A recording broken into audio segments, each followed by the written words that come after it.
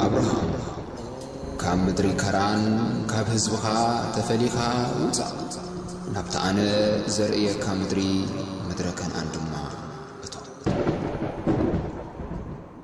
بسم آب وولد ومنفس قدوس أحد أملا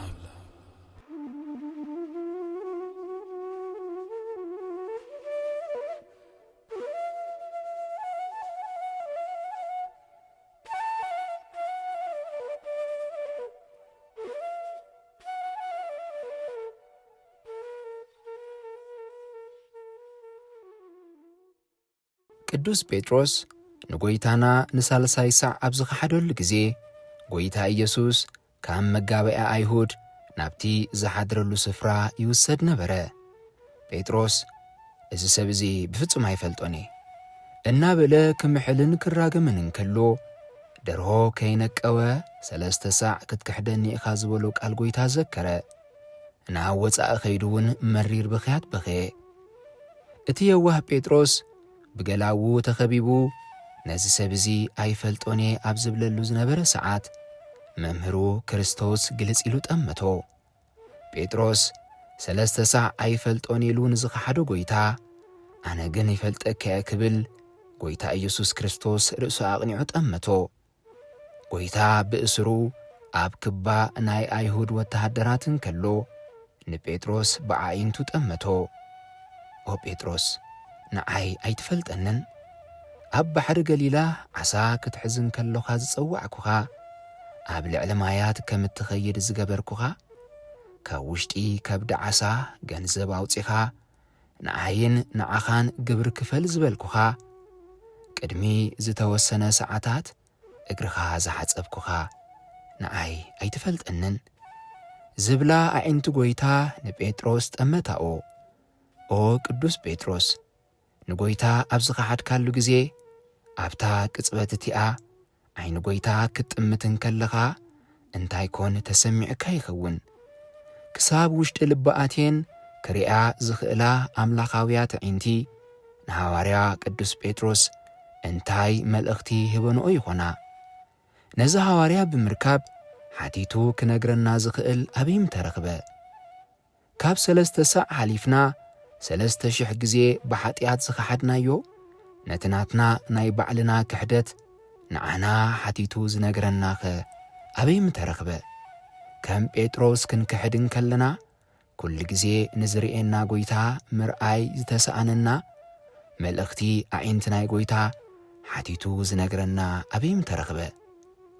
ናይ ቅዱስ ጴጥሮስ ልቢ ግን ፍሉዩ ኣዒንቲ ጎይታ ኣብ ዝረኣየሉ ግዜ ልቡ ዝወግእ ብሓዘን ዘነድድ ጣዕሳ ተሰምዖ።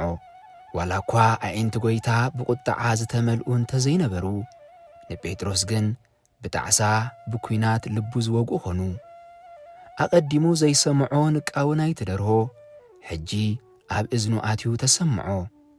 ካልኦት እንተኸሓዱኻ ኣነ ግን ኣይክሕደካን ኢሉ ኣቐዲሙ ዝተዛረበ ጴጥሮስ ነቲ ዝበሎ ቃል ዘኪሩ ካብ ኩሎም ንላዕሊ ኣነ ባዕለይ ዝፈትዎ ክንሰይ ቅድሚ ኩሎም ኣነ ክኽሕዶ ኢሉ ኣስተንተነ። ብቕጽበት ከዓ ካብቲ ናብ ክሕደት ዝወስዶ ዝነበረ መጋርያ ናይ ሓዊ ኢዱ ዝስሕነሉ ዝነበረ ቦታ ረሓቐ። ጴጥሮስ ብዓይኒ ሕልናኡ ኣዒንቲ ናይ ጎይታ ብእዝነ ልቦናኡ ከዓ ንቃወ ናይቲ ደርሆ እናሰምዐ ኸደ። ካብቲ ቐጽሪ ወፂኡ ከዓ ኣምሪሩ በኸየ። ሓዘነ ኣዝዩን ተሰምዖ። እቲ ዝገርም ግን ጴጥሮስ ኦ ጎይታ ይቕረበለለይ ሃንደበት ፈሪሔ ክሒደካ ወተሃደራት ኣይሁድ ረቢሾምኒ ኣይፈልጦን የለ ተዛሪበ እናበለ በደሉ እናዘርዘረ ይቕሬታ ይሓተተን። እንታይ ደኣ ሊቅ ኣምብሮስ ከም ዝበሎ በኸየ እምበር ይቕሬታስ ኣይለመነን። ምኽንያቱ ጀረብታ ኣዕንቲ ይቕሬታ ይረኽቡ እምበር ይቕሬታ ኣይልሙንን እዮም። እቲ ትሑት ሃዋርያ ከዓ ሓንቲ ቃል ከየስተንፈሰ ኣብ ውሽጢ ጸልማት ንበይኑ ኾይኑ ኣምሪሩ በኸየ። ጎይታ ርእይዎ እሞ ምእንቲ በደሉ ኣምሪሩ በኸየ። እትሊቅ ወሲኹ ከም ዝበለ ወጎይታና ናባና ተመልከት ምእንተ ኃጢአትና ከም እንበኪ ግበረና።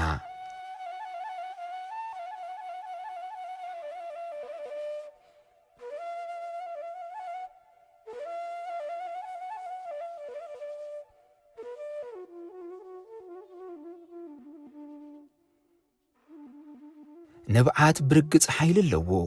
ወዲ ሰብ ነቲ ሓያል እግዚኣብሔር ዝስዕሮ ብንብዓት እዩ። እግዚኣብሔር ኣብ ዝነብዑ ኣዒንቲ ኣይጨክንን እዩ።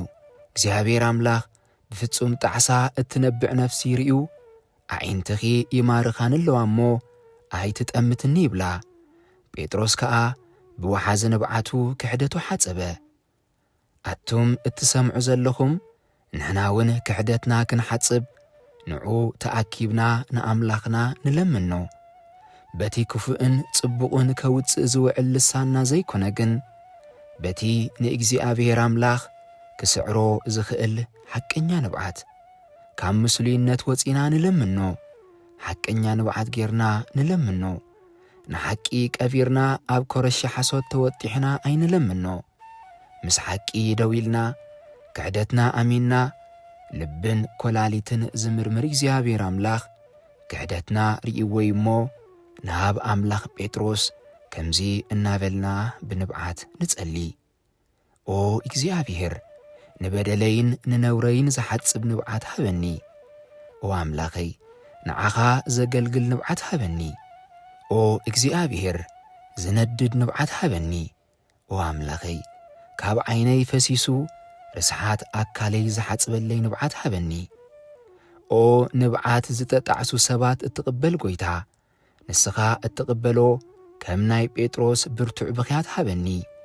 ኦ እግዚኣብሔር ከም ኣፍላጋት ዝፈስስ ንብዓት ሃበኒ። ዘየቋርጽ ንብዓት ውሒዝ ኣፍስሰለይ። ጐይታይ ዕሽሽ ከም ዘይትብለንን ከም ዘይትገድፈንን ይፈልጥ እየ። ንዘይምእማነይ ግን ርዳእ። ናትካ ትሕትና ኣብ ልበይ ከስፍሮ ሓግዘኒ። ኪንዮ ምስማዕ ክነብሮውን ርድኣኒ። ንኣይ ክትብል ዘሕለፍካዮ መከራ፣ ንኣይ ክትብል ዝተሰቓኻዮ ስቅያት፣ ምእንታይ ክትብል ዝበጽሓካ መከራ ኩሉ ግዜ ኣብ ልበይ ከዓቑሮ ሓግዘኒ። ሽዑ ከምቲ ቅዱስ ጴጥሮስ ብንስሓ ምስ ተመልሰ ቅድሚ ኩሉ ኣነ ምባል ገዲፉ ትሕትና ለቢስኩም ንሕድሕድኩም ኣገልግሉ ዝብል መምህር ትሕትና ዝኾነ ጐይታይ ኣነ ድኹም ባርያኻውን ትሕት ክብል ከም ናይ ቅዱስ ጴጥሮስ ልቦና ሃበኒ።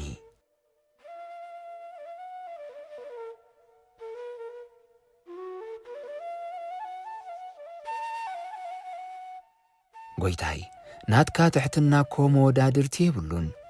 ኣብቲ ናይ መወዳእታ ሰዓት ኣይሁድ ሞት ይግብኦ ኢሎም ብዘይ ሕጊ ክፈርዱኻ ኣፍካ ከፊትካ ይግባያ ይበልካን። ሊቃነ ካህናት ነቲ ናይ ክፍኣት ጉባኤ ብዓመፅ ምስ ዓፀውዎ ከም ገበነኛ ብስርዓት ኣየፋነውኻን። ኣብ ገጽካ ጡፍ እናበሉ ገጽካ ኣጐልቢቦም እናወቕዑ ደኣ ኣሳቐዩኻ። ተነበየልና ሃራሚኻ መን እዩ? ድሓር ዝጸፍዓካ ኸ መን እዩ? እናበሉ ኣዋርዱኻ። ንስኻ ግን ቅንዒልካ እኳ ገጾም ኣይረኣኻን። ንሶም ግን ጡፍ በሉልካ። ኣብ ልዕሌኻ ንዕቐት ኣርኣዩኻ። እቲ ብሕጎም ኣብ ገጽ ሰብ ጡፍ ምባል ኣዝዩ ዘሕስር ተግባር ምዃኑ ዝኣምኑ ኣይሁዳውያን ኣባኻ ክበጽሕ ግን ክዝክርዎ ኣይደለዩን። ኣይኮነን ኣብ ገጽና ጡፍ ክበሃለልና ናትና ጥፍጣፉን ንጽዮኖ። ጐይታይ ከመይ ክኢልካዮ? ሊቃነ ካህናትን ማሕበር ኣይሁድን ተተቐባቢሎም ጡፍ ክብሉልካ ከመይ ተጻዊርካዮ? ናትካ ጥፍጣፍ እኳ መድሃኒት እንከሎ ዓይነት ስውር ኣብ ዝኸፈትካሉ ጊዜ ናብ ምድሪ ድንን ኢልካ ደኣ ጡፍ በልካ እምበር ናብ ገጽ እቲ ዕውር ጡፍ ኣይበልካን። ቅዱስ ኤፍሬም ከም ዝበለ ንገጽና ክብሪ ዝሃበ ከማኻ ዝበለስ መን ኣሎ? ዓይኒ እቲ ዕውር ክትከፍት እኳ ኣርኣያና ኣኽቢርካ ናብ መሬት ጡፍ በልካ እምበር ኣብ ገጹ ጡፍ ኣይበልካን። ኦጐይታይ ንዓይ ግን ዋላ ኣብ ገጸይ ጡፍ በለለይ፣ ብገዛእ ፍቓደይ ንዝዓጸኽዎ ዓይነይ እውን ክፈተለይ። ቅዱስ ያሬድ እውን ዝበደሎ ነገር ዘይነበረ ክንሱ ርኹስ ጥፍጣፍ ተዓገሰ በለ።